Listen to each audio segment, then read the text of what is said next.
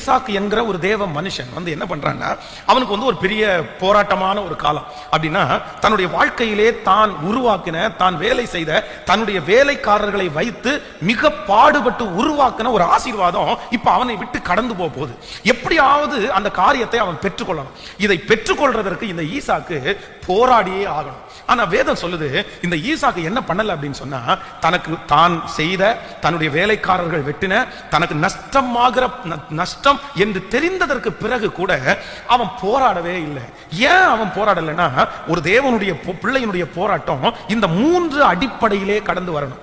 Number 1, முதலாவதாக ஆண்டவருடைய பிள்ளைகள் எழுதி கொள்ளுங்கள், நீங்கள் போராடுகிற காரியம் சரியா தவறா அப்படின்றதற்கு முதல் அடையாளம் என்ன அப்படின்னா பூர்வீகம். இது என்னது? அவனுக்கு இந்த துறவு என்ன எப்ப உண்டு பண்ணது?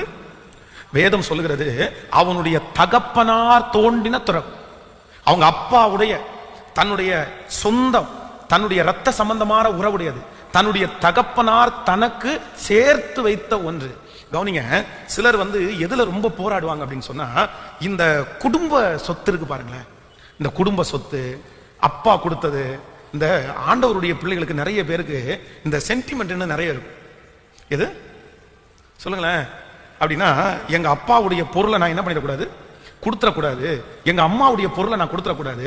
நல்லா கவனிங்க, உங்க அம்மாவுடைய பொருளை, உங்க அப்பாவுடைய பொருளை நீங்க பாதுகாப்பது நல்லது, நீங்க வச்சிட்டு இருப்பது நல்லது, அதற்காக உரிமை பாராட்டுவது நல்லது.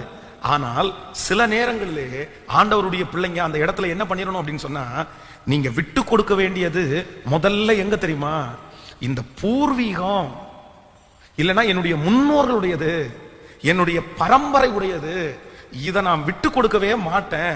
இதற்காக நான் இழந்தாலும் பரவாயில்ல, இதற்காக நான் கஷ்டப்பட்டாலும் பரவாயில்ல, அதை என்னால விட்டு கொடுக்க முடியாது என்கிற மனப்பான்மை உங்களுக்கு இருந்து நீங்க போராடுவீர்களே, ஆனால் உங்க போராட்டம் என்னதல்ல அப்படின்னா நல்ல போராட்டமானதா இருக்காது.